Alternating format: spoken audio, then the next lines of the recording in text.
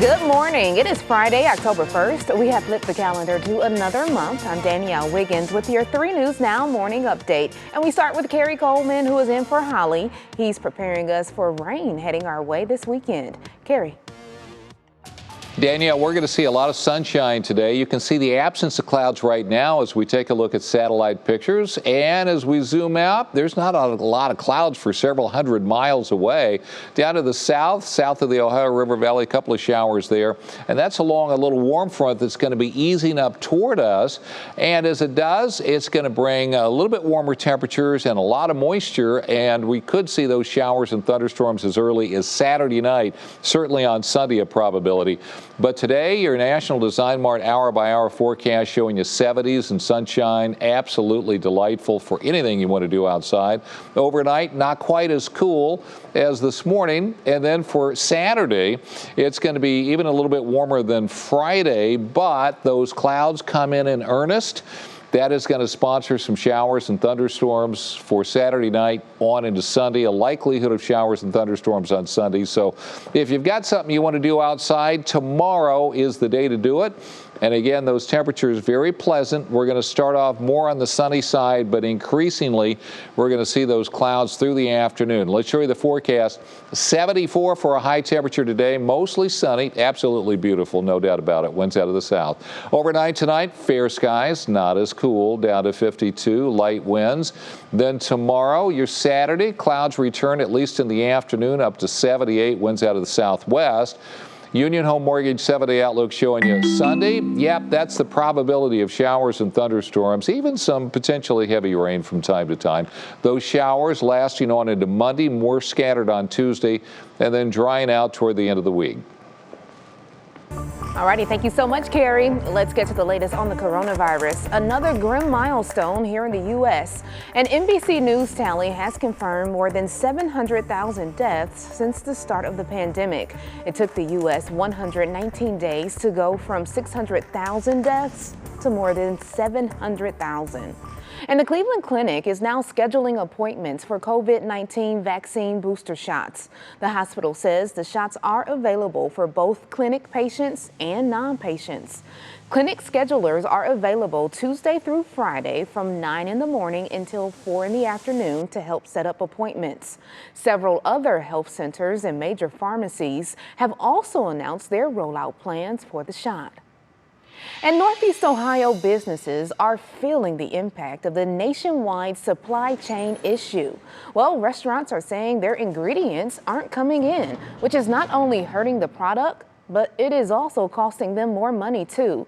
The owner of Angelina's Pizza says important ingredients like cheese aren't arriving on time, and others like pizza sauce are sporadic. A professor of business at Case Western Reserve University says the quick return of demand as people come out of isolation has shocked the supply chain that was already lean. It takes a while for all these factories to come online. There's all kinds of pressures on manufacturing right now. He thinks that although it's tough now, demand will stay high and businesses will survive this.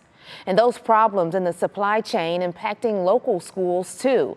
The Akron School District is having a hard time feeding more than 20,000 students breakfast and lunch each day. Administrators say they are severely limited in what they can order because manufacturers are cutting back options. The nutritional services specialist for the district says he does not think this issue will get any better in the next 6 months.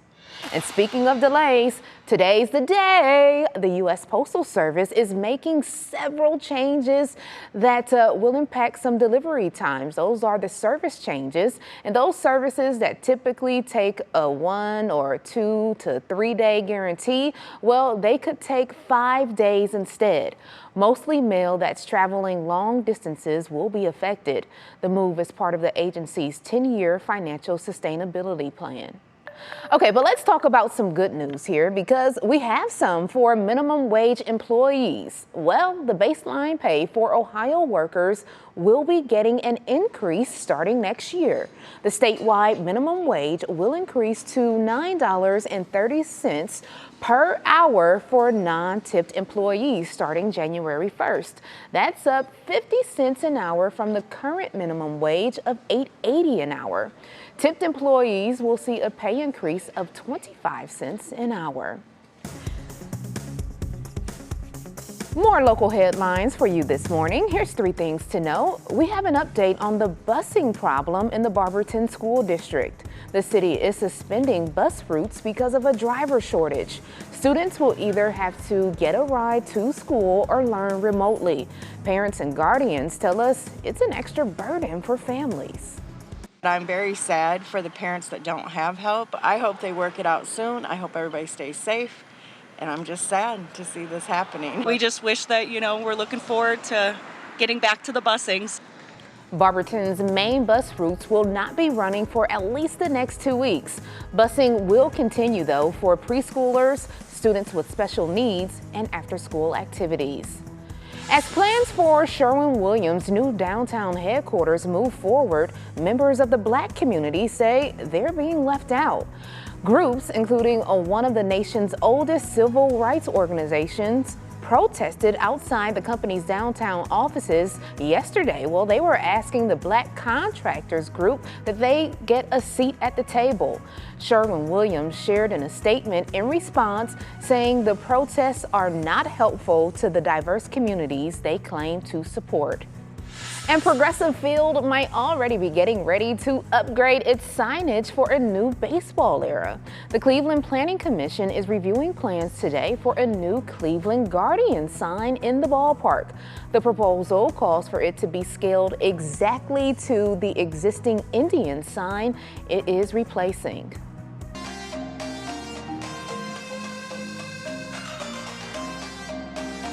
Let's get to some consumer news now. Neiman Marcus customers, well, this one is for you. The company says a data breach affected the online accounts of nearly 5 million people.